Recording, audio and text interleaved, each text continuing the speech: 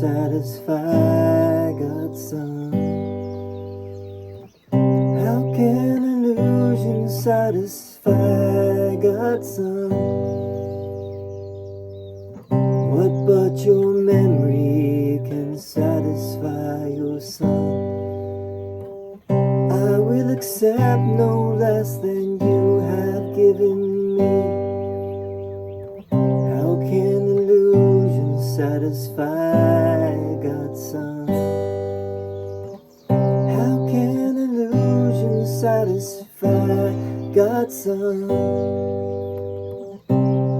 How what but your memory can satisfy your Son? I will accept no less than you have given me.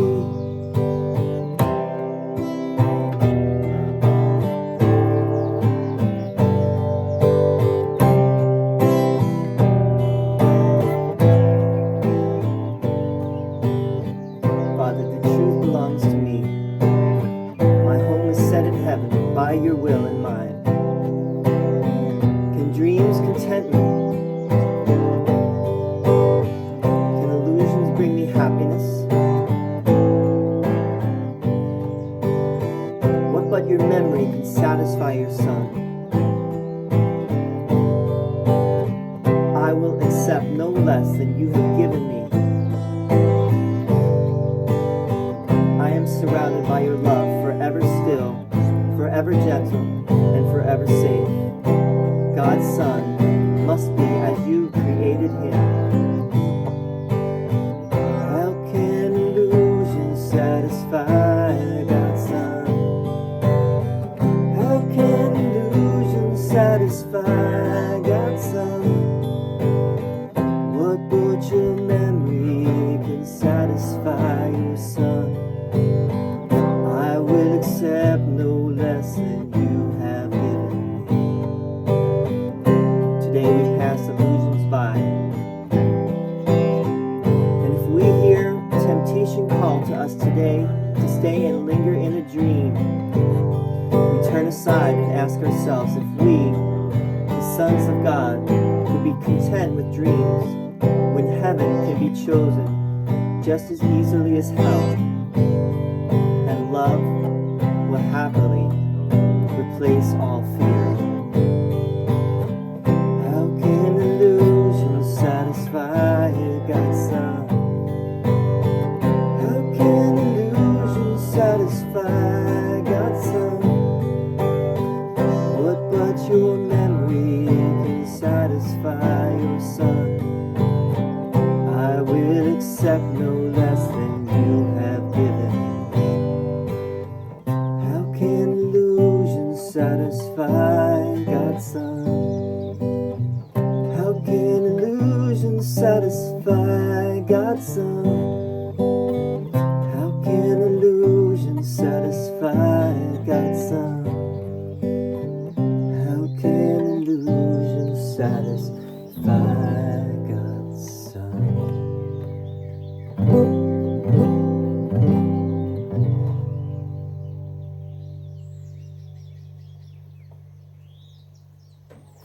Okay, lesson 272, how can illusion satisfy God's Son? We're going to read it and then we'll talk about it. How can illusion satisfy God's Son? Lesson 272 of the Workbook of A Course in Miracles, paragraph 1. Father, the truth belongs to me. My home is set in heaven by your will and mine. Can dreams content me? Can illusions bring me happiness? What but your memory can satisfy your Son? I will accept no less than you have given me. I am surrounded by your love, forever still, forever gentle, and forever safe. God's Son must be as you created him.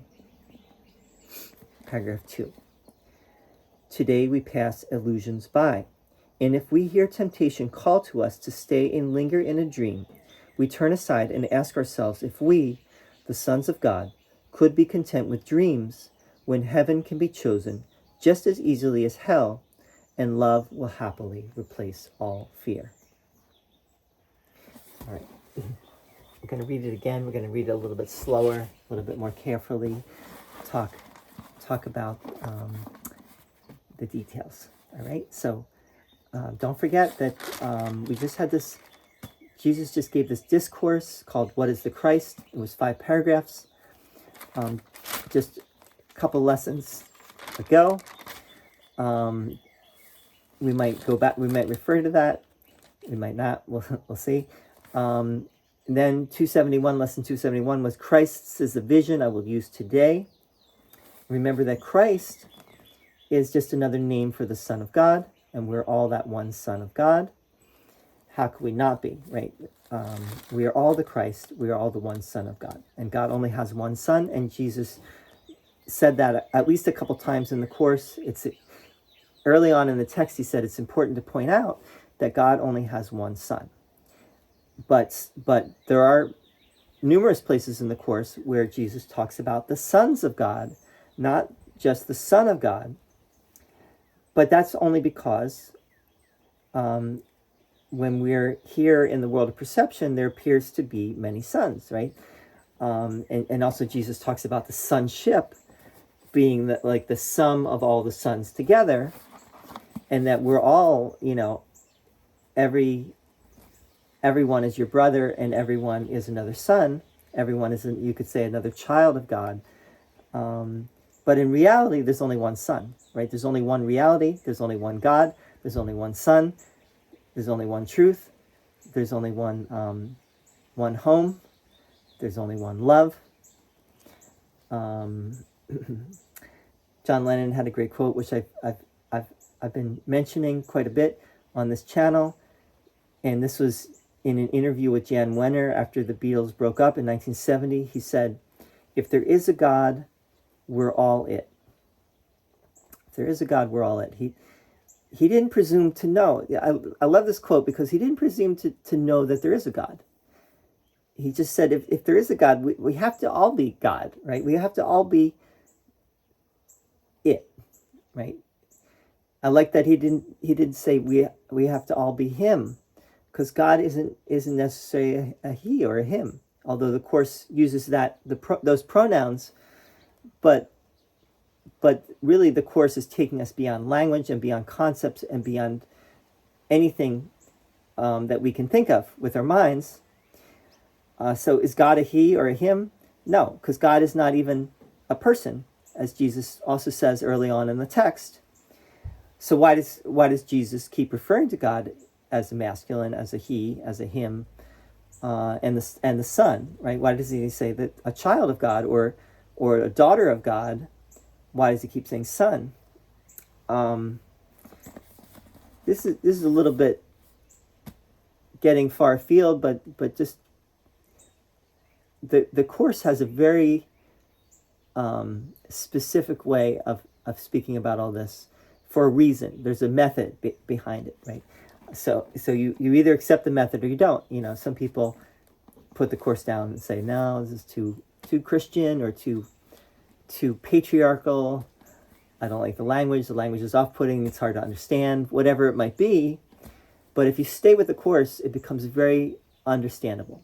It becomes like you overlook it after a while, because it doesn't, you go beyond the words, you go beyond the symbolism, and you understand the content, the basic message of it, which is all that's really important. So let's read it a little bit more slowly, a little bit more carefully now. Father, the truth belongs to me. My home is set in heaven by your will and mine. My will, our will, the Son's will is one with the Father in reality. Right? There's no difference between the will of God and the will of the Son. It's one and the same. Can dreams content me? Can illusions bring me happiness? What but your memory can satisfy your Son? So God doesn't need illusions. God doesn't need, by the way, dreams and illusions, these are basically synonymous. When Jesus says dreams, when he says illusions, it's basically these are synonymous for the Course. Right? This world is a dream, this world is an illusion.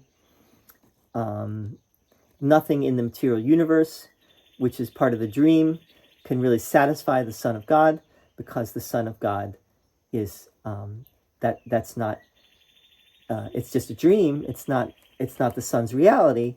So the Son cannot be content with anything in the dream, right? There's nothing in this dream that we are dreaming that will satisfy our soul, so to speak, right? And so stop living as if it will, right?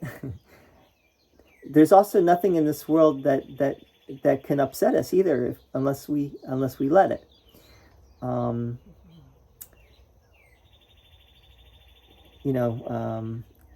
To mention another great group from the 60s, the Stones, right? Mick Jagger, the one of the great rock and roll songs of all time, I Can't Get No Satisfaction. It's a brilliant message, putting this ancient truth into a pop song, and he did it so well. Mick Jagger did it so well, right? And then later, a few years later, Mick Jagger came out with this other song. You can't always get what you want, but you get what you need. And what the Course is saying is, what you want and what you need, what you really want and what you really need are the same, right? And all you really need is love. John Lennon, all you need is love. Be interesting to look at which song came first. I think All You Need Is Love came first, and then Mick Jagger came out with that song. I think it was in 68 or 69.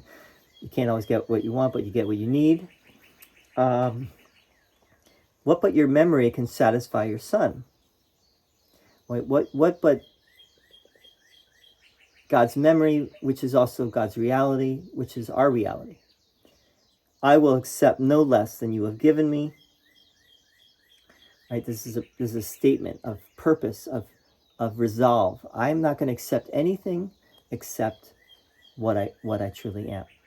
I'm not going to accept anything less. I'm not going to settle for anything less. I am surrounded by your love, forever still, forever gentle, and forever safe. 3 forevers there. Still, gentle, and safe. God's Son must be as you created him. Right? So this is, again, a restatement of something we hear a lot in the Course, which is, I am still as God created me, or I am as God created me. We have also seen, I am as love created me like itself. We are one and the same. That is the only creation, the creation of love. And we are a loving creation of a loving creator. Therefore, we will not be satisfied with anything less than that. So we have to learn to find love again, right? And we actually cannot learn what love is. All we can do is remove what's in the way, and then love will just like if you open all the doors and the windows of your house, the sun can shine through in all its glory, right? But as long as the windows and the shades are down and the doors are closed and everything is shut, the sun cannot shine through. Right? So another great song, The Fifth Dimension. Let the sun shine. Let the sun shine in. Right.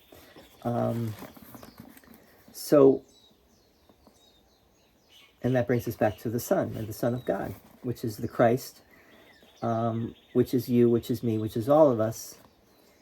Paragraph 2, today we pass illusions by, and if we hear temptation call to us to stay and linger in a dream, we turn aside and ask ourselves if we, the sons of God, could be content with dreams when heaven can be chosen just as easily as hell, and love will happily replace all fear. So the ego thought system is the thought system of temptation, right? The temptation to think that we are what we are not, right? The temptation to choose a mistaken identity, to identify with anything in the dream or anything in the illusion. If we do that, and if we make the illusion real, if we make the dream real, and sometimes Jesus says, if we make error real, or the error real, I think he usually says error. If we make error real, we will go into our suffering because we have chosen the ego thought system. If we choose to just be in that that gentleness and that stillness and that safety of our true self, then we will not go into our suffering. So we want to keep accepting and choosing our true reality and nothing less. Basically the message here, right? How can illusions satisfy God's Son? They can't, right? It's a rhetorical question. They cannot satisfy God's Son. Today we pass illusions by, and if we hear temptation call to us to stay and linger in a dream, we turn aside and ask ourselves if we, the sons of God, could be content with dreams when heaven can be chosen just as easily as hell, and love will happily replace all fear. It seems sometimes too much to choose love, right? To choose forgiveness. It's too difficult, we think. How can we do it? How can we let go of this grievance that we're holding? How can we let go of something like this trauma, this contraction, this not good feeling in the pit of my stomach, or this heaviness I feel either about myself or about someone else, maybe someone in my family, someone I don't even know, that I'm really feeling the weight of the world, I'm feeling the heaviness. How can I let that go? And this course is a path to let go, really to let go of all of our struggle and our strife and our suffering and our worry and our anxiety. Slowly but surely, it's not a one-shot deal, but it will happen over time. It will happen with patience, with practice, with perseverance, all the P's, right, that you can think of, and all the D's, the diligence and the discipline and the dedication and the devotion. With all of those things, little by little, you find you extract yourself from hell. And Jesus makes it a point to say in the course that if we follow the ego, what we're doing is we're damning ourselves to hell. Now that's not a threat. That's just what it is. This is not like, it's like we tend to think that God damns people, God sends people to hell. No, we're doing that to ourselves. That's the message of the course. God is only love. We have a choice. We have a choice between love and fear. If we choose fear, we are going to find ourselves in a hell of our own making. But that's not real, and we don't have to, but we make it real. So it's real to the extent that we have made it real. But all we need to say is, no, that's not real. That's not true. And it will just dissolve because the ego really is nothing. Easier said than done, right? That's why this is all a practice and a process, right? You got to trust the process. You got to trust the source. Jesus is authoritative, but not authoritarian. He's not an authoritarian dictator by any means. He's only authoritative, and he's only inviting us to join him in the love, right? But he's not forcing us. He's not commanding us.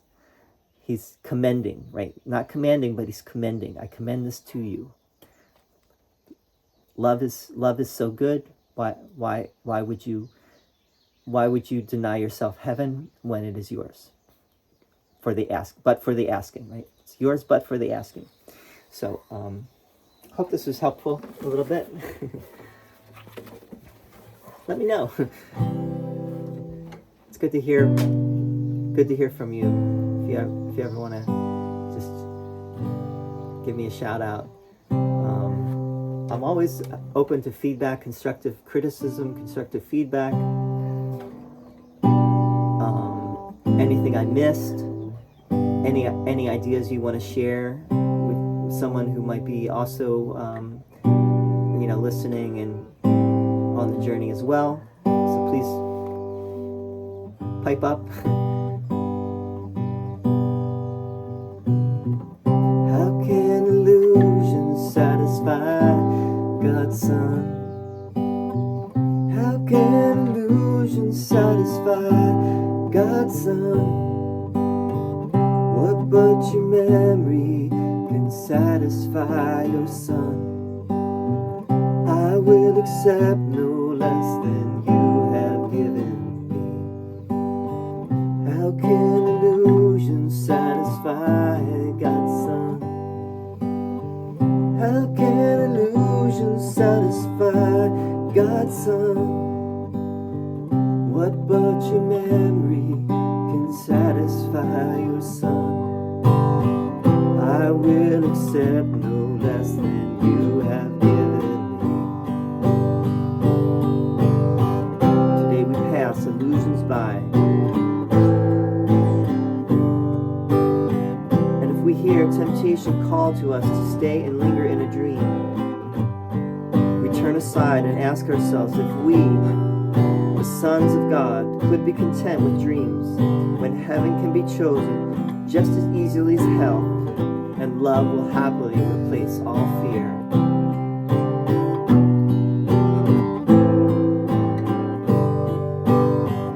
How can illusion satisfy God's Son? How can illusion satisfy God's Son? What but your memory can satisfy your Son? I will accept no less than you have given me. I will accept no less than you have given me. How can illusion satisfy God's Son? How can illusion satisfy God's Son? How can illusion satisfy God's Son?